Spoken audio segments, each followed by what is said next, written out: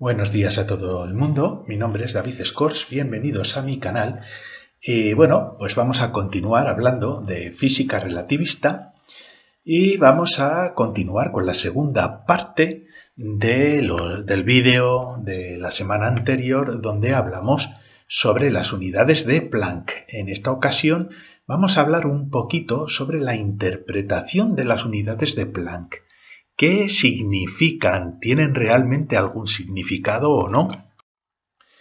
De todos modos, simplemente por recordaros que si sois nuevos en el canal, este es un canal dedicado a la formación en física moderna, sobre todo por el momento en relatividad, y podéis encontrar información en el vídeo, en mi canal de introducción, en formación de física moderna, donde me conoceréis, veréis qué es lo que hago. Y también es muy recomendable, para poder entender los vídeos que estoy subiendo, pues haber seguido el curso en relatividad especial de Einstein que podéis encontrar en el canal. Voy a dejar un par de enlaces al finalizar este vídeo, tanto al vídeo de formación en física moderna como al curso de relatividad especial, para que así no tengáis que buscarlo. Si os interesan estos temas y os gustan los vídeos que hago, pues os invito a suscribiros a mi canal. Como muchos de vosotros ya sabéis, esto fue una petición de Alfredo en YouTube, donde quería saber un poquito más cómo Planck llegó a derivar las unidades de Planck, ¿no? Y esto pues lo hemos tratado en el vídeo que son las unidades de Planck, que se puede considerar como la primera parte de esta segunda parte. Si queréis podéis ir y visualizar este vídeo antes de continuar con este, donde nos vamos a centrar en hablar un poquito sobre el significado de las unidades de Planck. Si hoy, esto es un breve recordatorio. La semana anterior definimos algunas dimensiones de Planck, no todas, como Joldi mencionó en uno de sus comentarios. Nos centramos en definir la unidad de longitud, la longitud de Planck, que es igual a la raíz cuadrada de la constante reducida de Planck por la constante de gravitación universal dividido el cubo de la velocidad de la luz. La unidad de tiempo, que es muy parecida a la de longitud, solo que tiene un c a la quinta aquí en el denominador. Este es el tiempo de Planck. También definimos la unidad de masa, que se denomina masa de Planck, y sorprendentemente no se trata de ninguna masa de alguna partícula fundamental que conozcamos nosotros, ya que es aproximadamente, creo que como unos 20 microgramos. Es una masa bastante grande. Y también definimos un poquito pues, la energía de Planck, que no es una dimensión fundamental, sino digamos que es una dimensión derivada, ¿no? Pero que en física es un concepto muy importante, la energía de Planck. Nos quedó pendiente la temperatura, como Joldi nos dijo, es muy sencillo, porque la temperatura no es otra cosa que la energía multiplicada por la constante de Boltzmann. Entonces, sabemos que esta es la expresión de la energía de Planck y lo único que tenemos que hacer es sustituir esta expresión aquí y despejar la temperatura. Lo hacemos de esta manera. Despejamos la temperatura, introducimos la constante de Boltzmann dentro de la raíz cuadrada para que quede más bonito y esta es la expresión de la temperatura de Planck. Y seguro que os estaréis preguntando, ¿y esto es mucho o es poco? Pues bueno, la temperatura de Planck es 1,4 por 10 a la 32 Kelvin, teniendo en cuenta que la temperatura interna del Sol es 1,5 por 10 a la 7 Kelvin, la exterior del Sol es alrededor de 3000 Kelvin, pues fijaos qué temperatura es esta. Es una temperatura realmente extrema.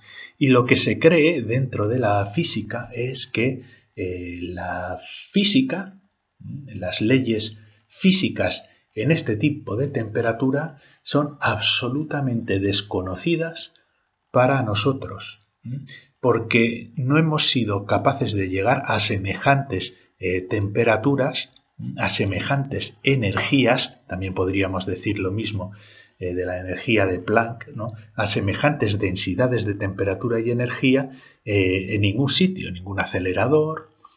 Son situaciones realmente extremas, la temperatura de Planck.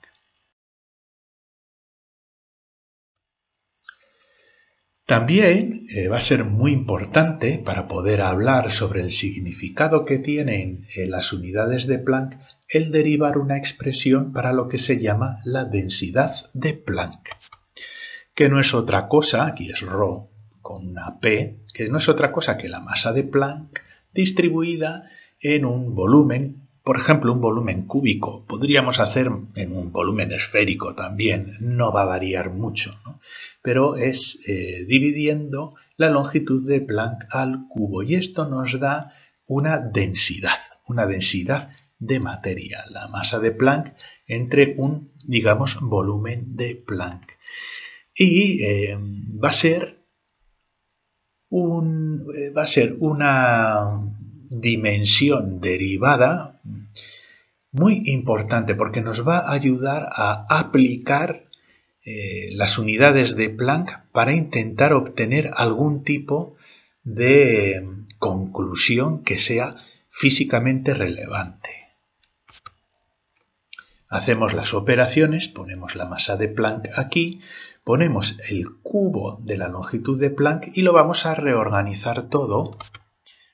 Nos lo metemos todo en la raíz cuadrada y lo bueno es que es un c a la 10, la podemos sacar fuera, una constante de Planck al cuadrado que lo podemos sacar fuera y la constante de la gravitación universal a la cuarta que también lo podemos sacar fuera y nos queda una expresión pues bastante bonita, que la densidad de Planck es c a la quinta dividido en la constante de Planck y la constante de gravitación universal al cuadrado y esto nos va a dar una densidad. Entonces, para intentar averiguar o intentar discernir el significado de las unidades de Planck, aparte de que simplifican las fórmulas de física eliminando las constantes universales, vamos a proponer ciertas hipótesis de partida. Vamos a proponer que la longitud de Planck sea un límite físico. Podríamos hipotetizar que la longitud de Planck puede llegar a ser la mínima longitud medible en física, por ejemplo. Podríamos considerarlo, debido a que es un valor muy pequeño. Lo mismo podemos considerar el tiempo de Planck. Podemos considerar que el tiempo de Planck es el tiempo límite medible en nuestro universo. Podemos establecerlo como un límite físico. No estoy diciendo que lo sean, ¿de acuerdo? Pero podemos hipotetizar que es el caso, que ese sea el caso.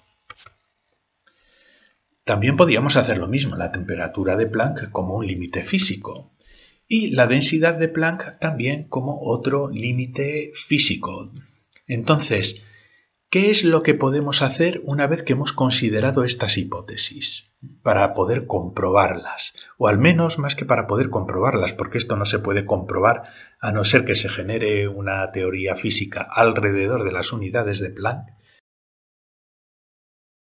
Pero lo que podemos hacer es estudiar estas unidades de Planck en situaciones extremas, el agujero negro, por ejemplo, y comparar el resultado que obtenemos exclusivamente aplicando esos límites impuestos por las unidades de Planck y los podemos comparar con otros resultados de otras teorías físicas aceptadas, ¿no? O más desarrolladas. Pues aquí tenemos un agujero negro y toda la masa de este agujero negro va a estar dentro de lo que es el radio de Schwarzschild, ¿no? Y lo que se asume es que esa masa no desaparece en una singularidad sin dimensiones, sino que adquiere una dimensión, un cierto tamaño, muy pequeñito, por cierto, y que se mantiene debido a fuerzas de origen cuántico y de alta energía que por el momento somos incapaces de reproducir en el laboratorio, pero bueno, podemos considerar que toda la masa de ese agujero negro, podemos considerar un agujero negro de masa solar, está concentrada, se distribuye en una estructura esférica con un cierto radio. Entonces, la idea es ¿cuál puede ser el radio mínimo que puede tener un agujero, la materia dentro de un agujero negro? La materia o el plasma que esté formado, sea como sea el estado en el que esté esa materia, que por el momento pues lo desconocemos, ¿no? Entonces, una de las cosas que podemos hacer es dar una expresión para la densidad de un agujero negro, un black hole aquí. ¿Y cuál va a ser la densidad? Pues la masa del agujero negro, que la ponemos aquí en azulito, dividido el volumen esférico en el que está concentrada, que es 4/3 de pi por el radio al cubo. Este es el volumen de una esfera. El 3 se nos pasa al numerador y esta es la fórmula de la densidad de un agujero negro.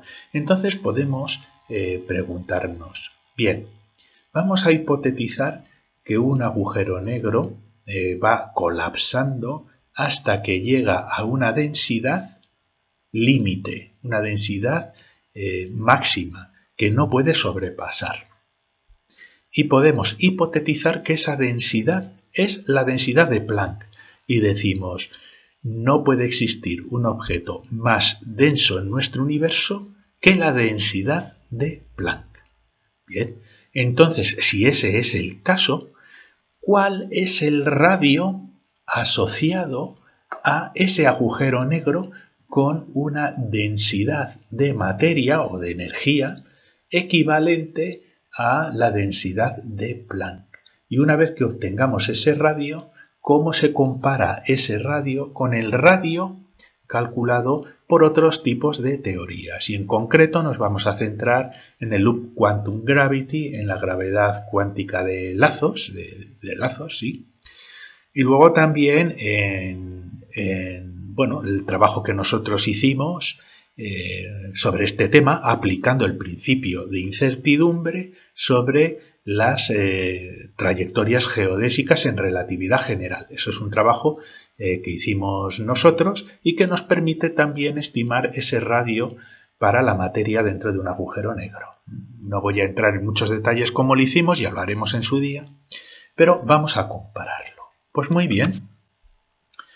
Despejamos el radio, aquí el radio al cubo, se nos queda en la parte izquierda, la densidad nos baja aquí al denominador y ahora lo que hacemos es hacer la raíz cúbica y sustituimos la densidad del agujero negro por la densidad máxima que pueda tener, que es la densidad de Planck. Entonces la colocamos, nos queda el c a la quinta en el denominador, nos queda la constante de gravitación aquí en el numerador porque la densidad está dividiendo y la constante de la gravitación universal al cuadrado también en el numerador multiplicando la masa del agujero negro. Y entonces lo que vamos a hacer es aplicar una masa solar aquí y calcularemos este radio. Yo os pediría, como ya sabéis y os he dicho muchas veces, que yo voy haciendo los cálculos conforme voy generando las presentaciones. Entonces, si queréis, podéis hacerlo vosotros para ver si más o menos, si no me he equivocado, vamos. Pues vamos a hacer números y vamos a comparar con estos otros resultados de otras teorías, ¿vale? Esta es la expresión para ese radio mínimo de acuerdo con la densidad de Planck exclusivamente. No hay otra cosa involucrada en esta fórmula, solo la densidad de Planck. No estamos metiendo ni gravedad cuántica, ni el principio de incertidumbre, nada. Solo esa densidad de Planck. Y con eso vamos a calcular un radio. Luego, Rovelli, pues bueno, con el Loop Quantum Gravity y aplicando el principio de incertidumbre, pues dio una expresión que es igual a la masa de ese agujero negro dividido la masa de Planck Y todo esto elevado a un índice, ¿no? Él generó una ecuación muy general donde el índice n puede tomar varios valores y, por ejemplo, él utilizó un tercio, es decir, la raíz cúbica, para poder dar una medida basada en la longitud de Planck. Entonces, la fórmula de Rovelli es un factor corrector de la longitud de Planck. Por lo tanto, inmediatamente vais a ver que este radio va a ser mayor que la longitud de Planck, ya directamente. Es decir, con esta fórmula, el radio que puede adoptar un agujero negro va a ser siempre mayor que la longitud de Planck. Y lo que hicimos nosotros, pues bueno, aplicando el principio de incertidumbre directamente sobre las geodésicas, la ecuación geodésica de la relatividad general, pues obtuvimos una expresión que es sorprendentemente parecida también a la de Rovelli, ¿no? Es dependiente de la longitud de Planck, aquí también, y también tiene un factor corrector. Tiene un factor corrector que implica la masa del agujero negro multiplicado por 2c y dividido también el momento de la partícula que está entrando dentro del agujero negro, ¿no? Pero esto lo podemos simplificar suponiendo una velocidad cercana a la de la luz, con lo cual se nos simplifica este c y nos queda una relación entre la masa y la masa del objeto, que veis que es muy parecida. En vez de la masa de Planck tenemos la masa del objeto, pero bueno, estas masas pues son muy pequeñitas, pueden ser comparables a la masa de Planck. Es decir, es una ecuación muy parecida a la del grupo de Rovelli. Pues vamos a poner los números y vamos a comparar qué es lo que obtenemos con estas expresiones con una masa de un agujero negro de una masa solar. Bien, solo utilizando como condición el alcanzar la densidad de Planck, tendremos un radio asociado a esa estrella de Planck, la materia dentro del agujero negro. Dentro del agujero negro es lo que se considera una estrella de Planck, de alrededor de 10 elevado a menos 22 metros. Si aplicamos la fórmula de Rovelli, en el caso específico de una raíz cúbica, pues nos da 10 elevado a menos 28 metros. Es bastante más pequeña que la que alcanzaríamos con una densidad de Planck. Y bueno, pues con la nuestra es un volumen, un radio mayor que el que alcanzaríamos con la densidad de Planck, es bastante mayor que el de Rovelli, pero nuestro resultado, si os fijáis, se aproxima mucho más al resultado que obtendríamos solo con la condición de la densidad de Planck en comparación con el resultado de Rovelli, ¿no? Pero el resultado de Rovelli, ya os he dicho, depende del exponente al que se eleve esa razón entre la masa del agujero negro y la masa de Planck. Entonces esto se puede modular. Y lo mismo con nuestra fórmula, lo podemos modular. Pero en los tres casos, ese radio es bastante superior, varios órdenes de veces superior que la longitud de Planck. ¿De acuerdo? Entonces, con ninguna de estas tres condiciones hacemos que un agujero negro llegue a una singularidad sin dimensiones.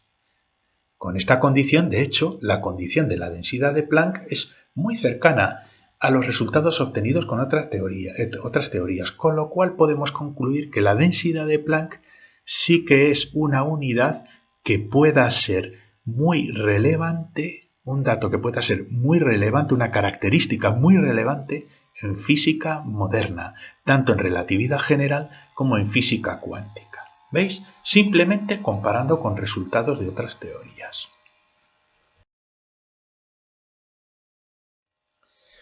También lo podemos aplicar al origen del universo y vamos a poner que lo mismo que con el agujero negro. Vamos a considerar que el universo es como un gran agujero negro y que el tamaño mínimo que pueda alcanzar ese agujero negro va a venir determinado por una densidad de Planck. Y entonces lo que vamos a hacer es ver qué tamaño tendría como mínimo nuestro universo. Si recordáis esto en el curso de Fundamentos de Cosmología, nosotros modelamos la dinámica de crecimiento de un universo dominado por materia. Esto tengo que dejarlo muy claro. No es el modelo actual, sino es un modelo simplificado. En ese modelo simplificado llegamos a la conclusión de que el universo no podía tener un tamaño cero, sino que tenía un tamaño mínimo teórico en el cual podría estar sin cambiar por el factor de escala, como muchos de vosotros sabéis, hasta que nos escapamos del equilibrio y entonces el universo entra en una fase de crecimiento exponencial. No me voy a detener mucho con esto, pero si os acordáis llegamos a la conclusión de que nuestro universo, pues bueno, tendría un radio aproximado de 10 elevado a menos 47 metros, que es muy por debajo de la longitud de Planck. Esto lo podemos encontrar en el curso Curvatura y Origen del Universo de Materia de Fundamentos de Cosmología para aquellos de vosotros que queráis conocer con detalle cómo llegamos a estos datos y a este modelo. Pues muy bien, vamos a comparar ese resultado que obtuvimos con ese modelo de universo dominado por materia con el radio del universo, considerando que el universo pueda adquirir como máximo la densidad de Planck.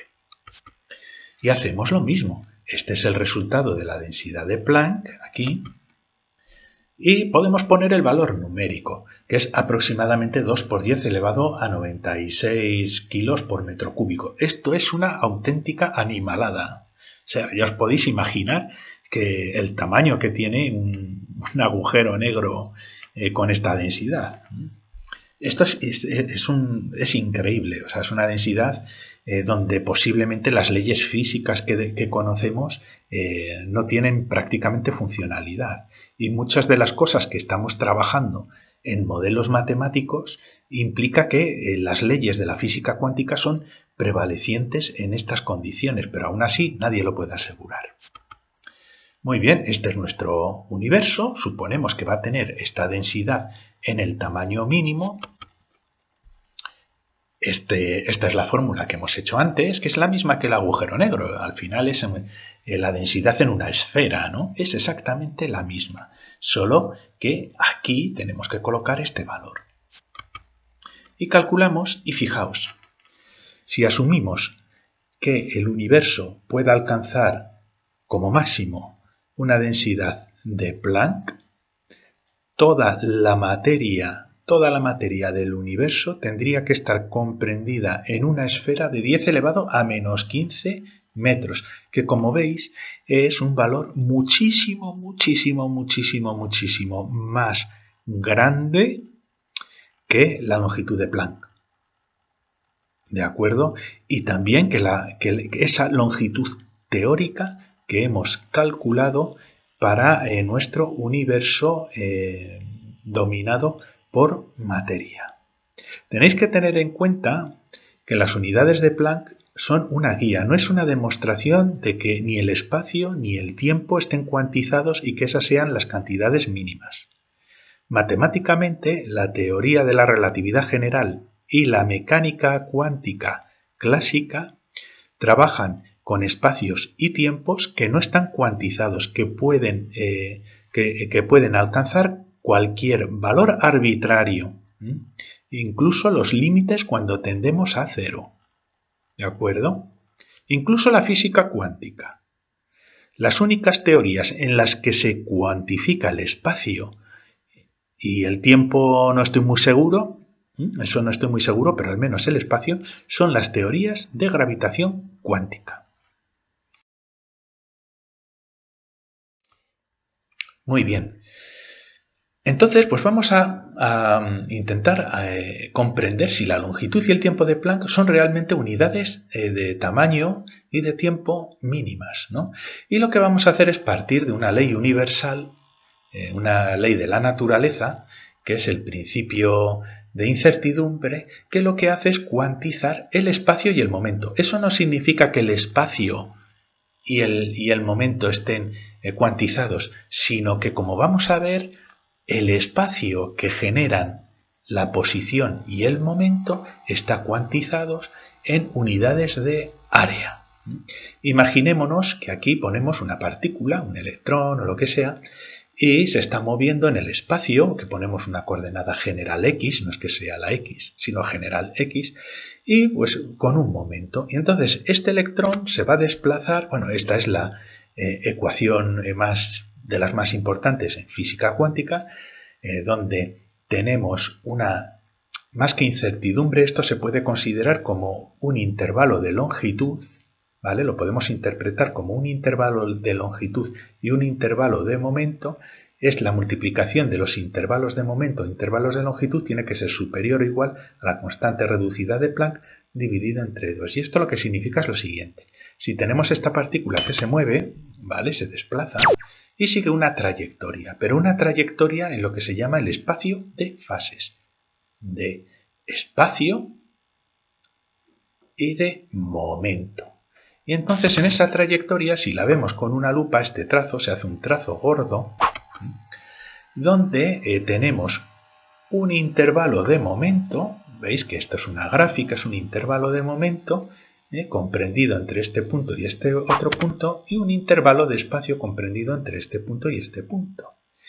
Y la física cuántica nos restringe los valores que puedan tener estos intervalos de momento y estos intervalos de posición, de tal manera que la multiplicación de esto por esto tiene que ser mayor o igual que h dividido entre 2. Es decir, el área mínima que puede adoptar una trayectoria en el espacio de fases de posición y momento, ese cuánto de área es la constante de Planck reducida entre 2. Eso es lo que significa esta ecuación.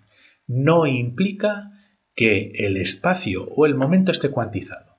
Si sabemos que el momento está cuantizado en física cuántica, pero el espacio en sí no, y el tiempo en sí tampoco.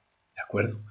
Entonces vamos a intentar averiguar si la longitud y el tiempo de Planck son realmente unidades mínimas de espacio y tiempo en las teorías clásicas.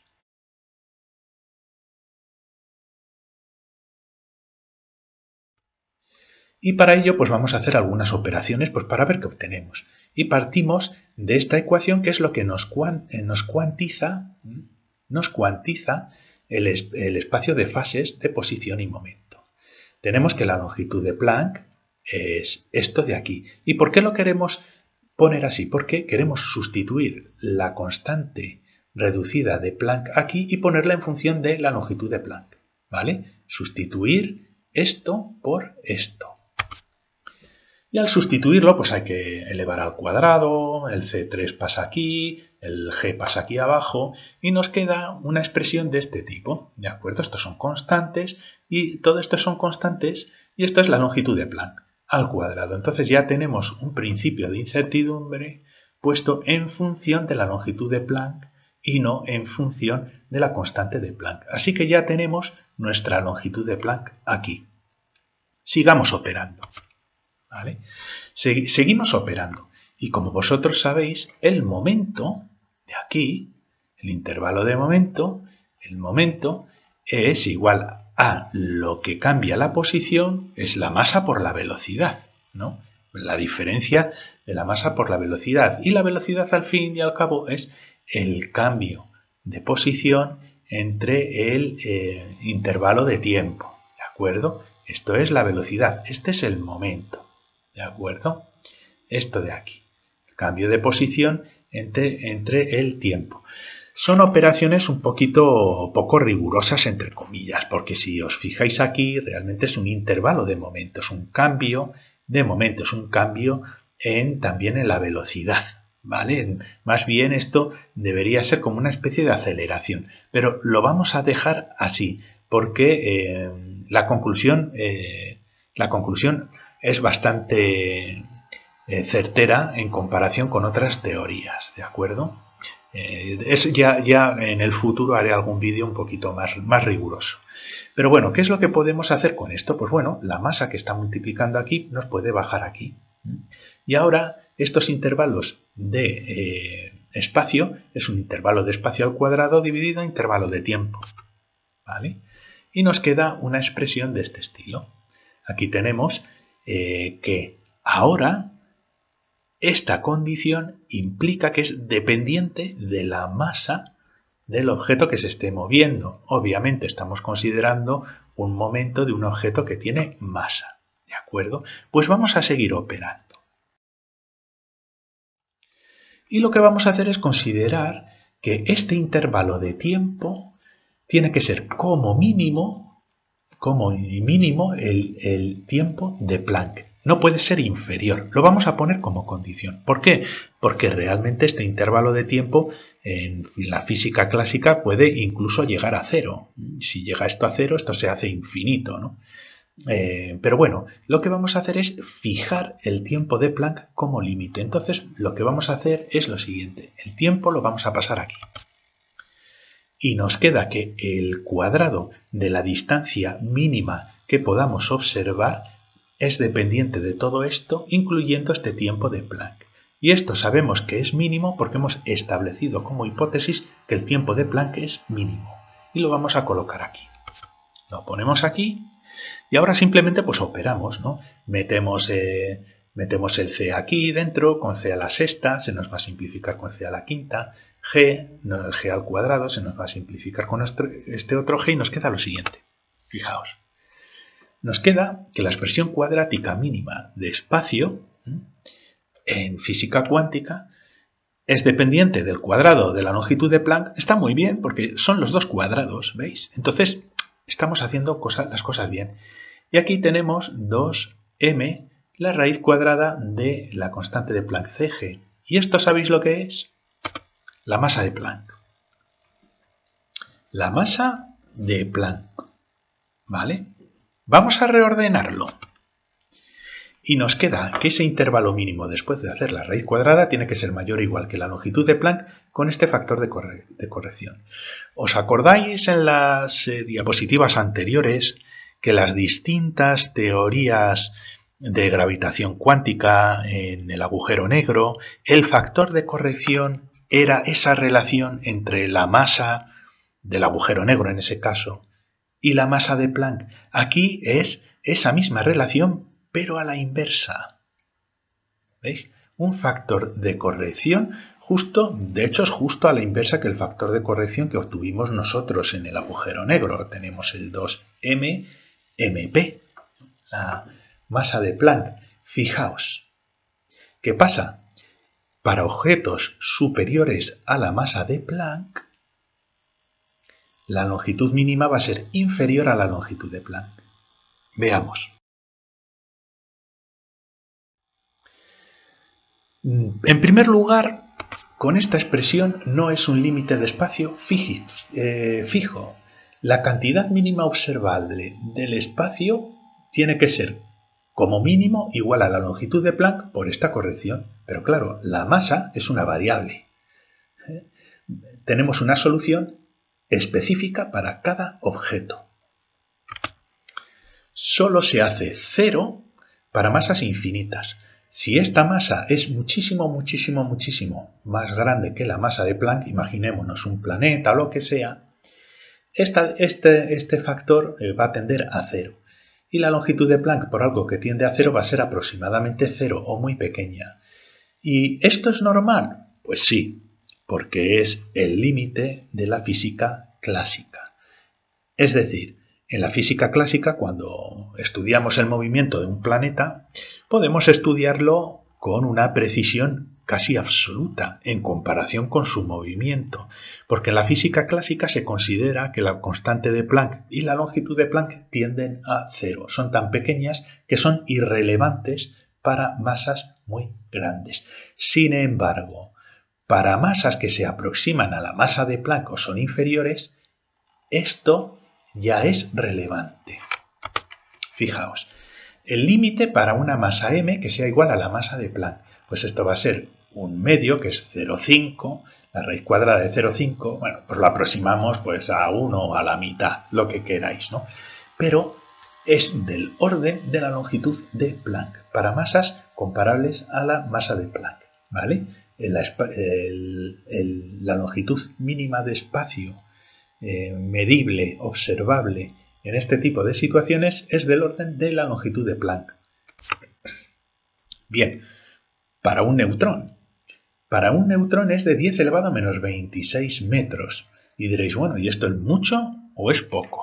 Pues fijaos, esto es un átomo, esto es un neutrón y el diámetro de un neutrón es de 10 elevado a menos 15 metros. Fijaos, es aproximadamente 10 veces inferior al diámetro de un neutrón. Entonces podríamos determinar con una precisión de espacio aproximadamente un décimo del diámetro de un neutrón para la trayectoria de un neutrón. ¿Veis? Pero fijaos, el espacio mínimo en un caso y en otro son diferentes. ¿De acuerdo? Y en algunos casos va a ser inferior a la longitud de Planck cuando nos acerquemos al límite clásico. ¿Qué pasa? Cuando nos preguntamos si realmente la longitud de Planck o el tiempo de Planck implican tiempos y longitudes mínimos posibles en una supuesta cuantización de las teorías, pues para llegar a la gravitación cuántica, etc., no lo podemos asegurar. Seguro que tienen alguna relevancia, aparecen en las ecuaciones.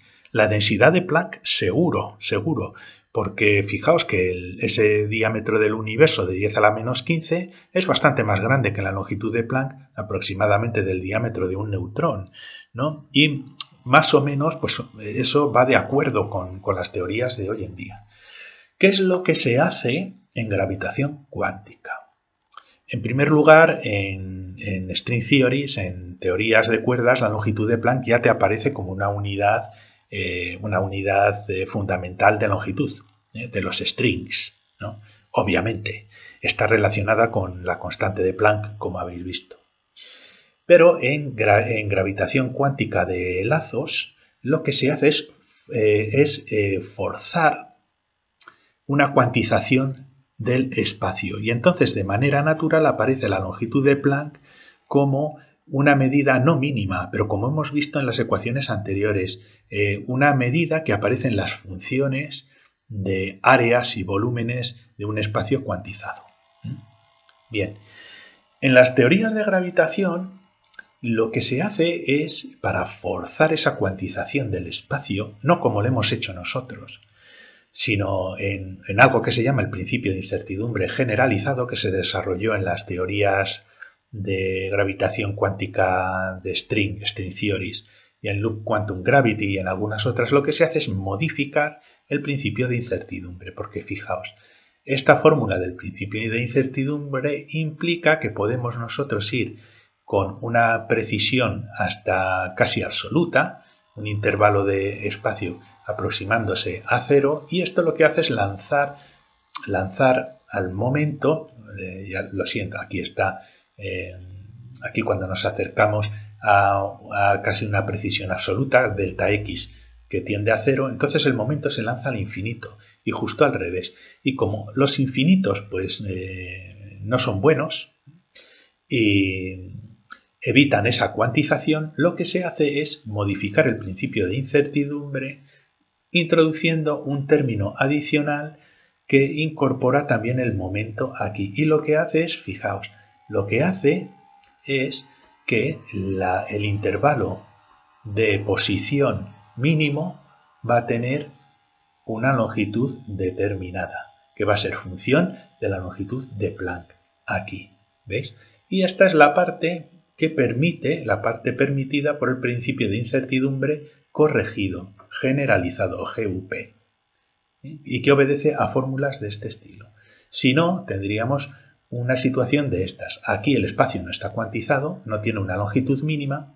Aquí sí está cuantizado y tiene esta longitud mínima, porque atiende a esta fórmula de aquí. Conclusiones. Las unidades de Planck como límites. Yo no diría que son límites, pero que sí que son cantidades relevantes desde un punto de vista físico. Sí que se pueden hacer cantidades, unidades estándar o cantidades fundamentales en teorías de gravitación cuántica, pero eso complica mucho. Es muy difícil hacer compatible la relatividad general con la física cuántica. Eso tenéis que tenerlo en cuenta. La longitud de Planck puede no ser la longitud mínima física. Lo mismo pasa con el tiempo, y el problema subyacente es que hay una incompatibilidad fundamental entre las teorías clásicas. Aquí incluyo relatividad general, física cuántica clásica y la física cuántica tipo gravitación cuántica, cuantización del espacio y cuantización del espacio-tiempo. Son temas que todavía no se han resuelto. Entonces podéis pensar sobre ello, podéis proponer cosas, pero tenéis que tener en cuenta que en el mundo de la física moderna profesional todavía no se ha resuelto. Bueno, pues os agradezco muchísimo que estéis ahí apoyando al canal y os dejo los enlaces que os había prometido, el enlace al vídeo de introducción al canal y un enlace al curso de relatividad especial de Einstein, y os invito a aquellos de vosotros que seáis nuevos a suscribiros al canal. Muchísimas gracias.